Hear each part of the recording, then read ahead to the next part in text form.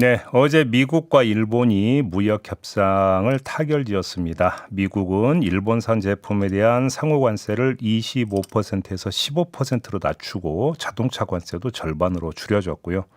일본은 쌀을 포함한 농산물 시장을 추가 개방하고 760조 규모의 대미 투자도 약속을 했다고 합니다. 자, 이 협상이 우리에게 어떤 영향을 미칠지 이걸 좀 짚어봐야 될 것 같은데요.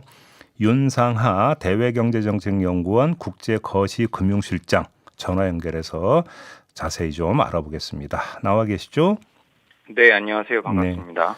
좀 일본이 선방을 한 걸라고 평가를 해야 되는 겁니까? 어떻게 평가를 하세요?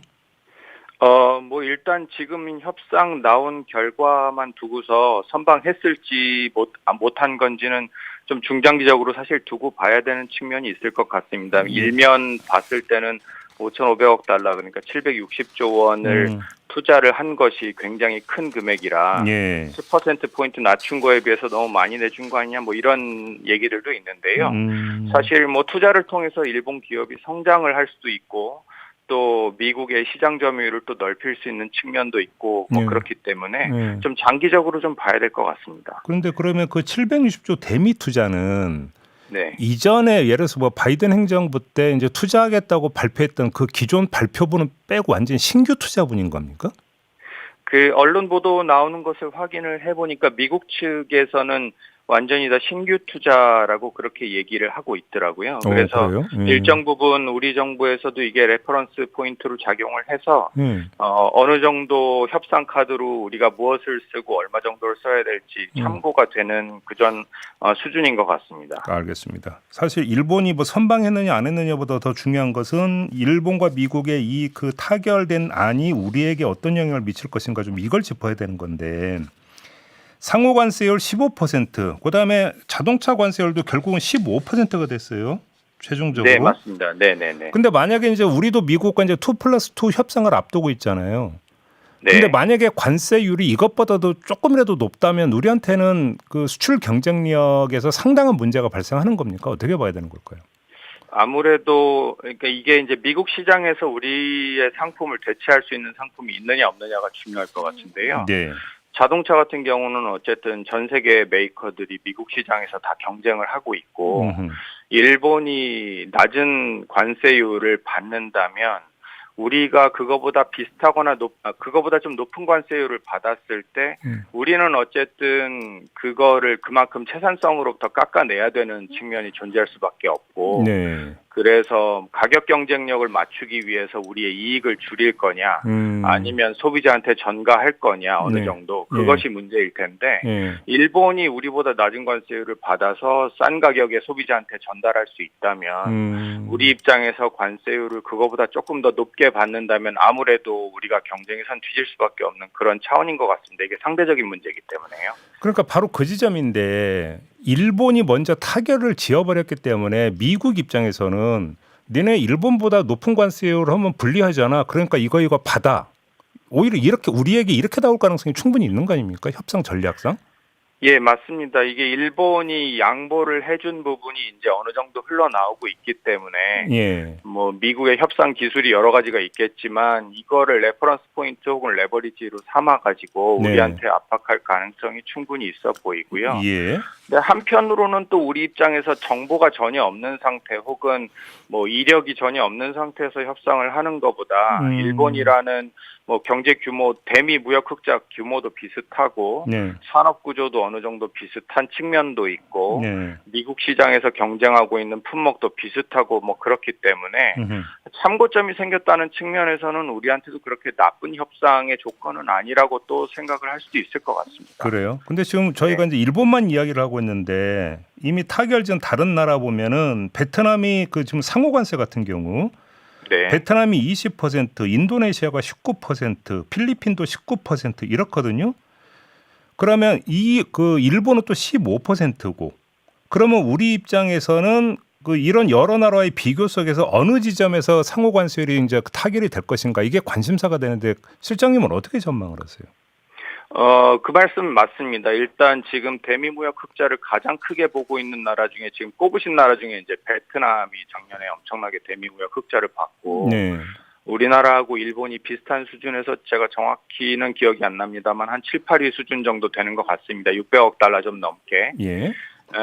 이제 근데 그 대미 무역 흑자 규모 자체가 어느 정도 되느냐도 중요하지만 우리랑 대미 수출 관계에서 경쟁 관계냐 보완 관계냐 이런 부분도 또 중요할 것 같아서요. 네. 인도네시아나 베트남의 상호 관세율 20%뭐 안팎 뭐 이런 수준도 우리한테는 참고가 될 수 있지만 네. 말씀하신 대로 일본이 조금 더 우리한테는 우리가 일종의 타겟으로 삼아야 되는 그런 부분이어서 일본이 주요 협상국 가운데서는 뭐 영국을 빼고 근데 영국은 어쨌든 미국에 대해서는 이제 흑자를 크게 보는 나라는 아니고 오히려 적자를 보고 있으니까 영국을 뺀다면은 일본이 가장 중요한 나라인데 뭐 일본만큼 우리도 그 관세율을 적용을 받아야 된다라는 부담은 확실히 존재할 것 같습니다. 결국은 뭐 이제 동남아 국가의 이제 지금 상호 관세율은 일본보다 높으니까 그건 빼고 우리 네네. 입장에서는 일본이 이제 그 타결된 15%라는 상호 관세율보다 높으냐 오히려 1%포인트라도 더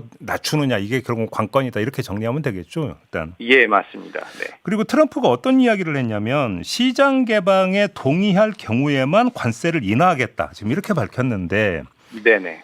지금 일본 보면은 미국산 쌀을 75% 더 그 수입하기로 했고 미국산 농산물 및 기타 제품 80억 달러치를 구입하기로 합의했다.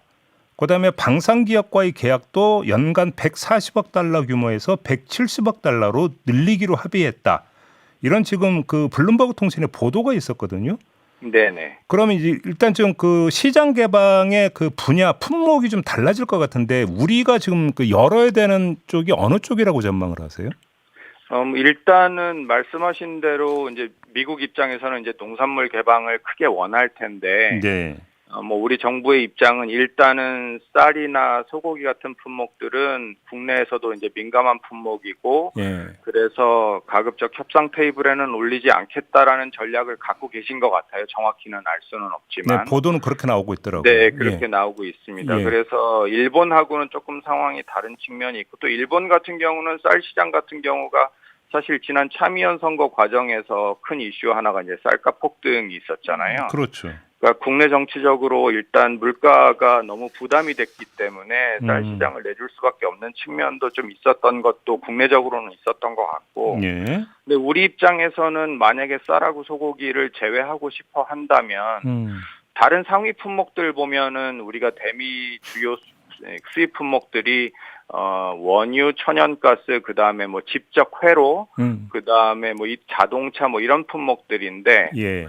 거기에 포션을 더 늘리는 방향이 하나가 있을 수가 있겠고요. 예. 오히려 역으로 발상을 해서 우리가 미국으로부터 별로 수입하고 있지 않은 품목들을 좀 체크를 해봐가지고 그런 것들 중에서 우리가 통 크게 조금 한국의 시장 점유율이 낮으니 미국 품목들이 이런 부분들을 우리가 좀 확실하게 열어주겠다라고 오히려 역으로 순위가 낮은 품목들에서 좀 생각을 해보는 것도 한 가지 아이디어라고 생각을 합니다. 지금 보도를 보면은 쌀, 소고기는 열지 않고 대신 연료용 작물, 그러니까 예를 들어서 바이오 에탄올을 뽑아낼 수 있는 옥수수 같은 것을 수입을 늘리는 방안을 제시할 거다 이런 보도가 있던데 이게 좀 먹힐 수 있을까요? 미국에 어떻게 보십니까? 그게 이제 늘리는 양이나 이제 수입 금액이 어느 정도 되느냐에 따라서 달려 있을 것 같습니다. 네. 미국 입장에서는 아무래도 뭐 대미 투자 유치도 중요한 그 목적 중에 하나고, 그 다음에 이제 가장 중요한 게 사실 그동안 계속 내세웠던 것이 대미 무역 흑자, 혹은 미국 입장에서 이제 무역 적자를 줄이는 것이니까 품목도 중요하지만 그 품목의 금액을 어느 정도로 우리가 얘기를 할 것인지가 중요한 부분일 것 같아서 그 두 가지가 같이 맞물려서 얘기가 돼야 될 것 같습니다. 지금 근데 이제 그 우리도 이제 이제 미국도 우리에게 이제 그 대미 투자 늘리라고 요구를 해올 거 아닙니까?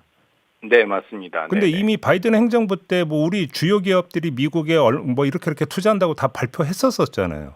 그런데 그거 말고 신규 투자를 할 수 있는 여력이 우리 기업에 있습니까?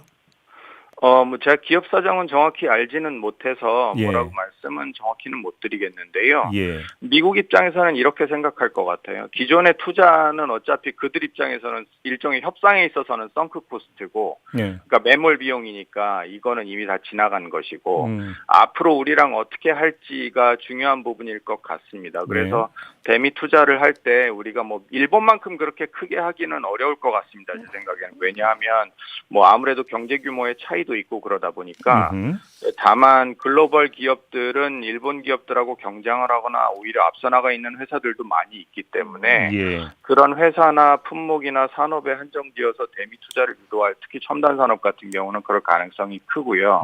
혹은 이제 뭐 철강이나 알루미늄 같은 경우 이미 뭐 현대제철이나 나가서 다 하려고 하고 있지만 예. 그래서 그런 부분에서 이제 추가적으로 투자를 할 수 있는 어떤 그 안들을 만들어가는 것이 중요한데 이게 뭐 잘 아시다시피 우리가 몇 년 동안 뭐 몇 조 얼마 몇 천억 원 뭐 몇 조 원을 하겠다라고 해서 이게 향후에 그대로 또 진행되리라는 그렇죠. 보장은 또 우리끼리 하는 얘기지만 그렇죠. 뭐 그렇죠.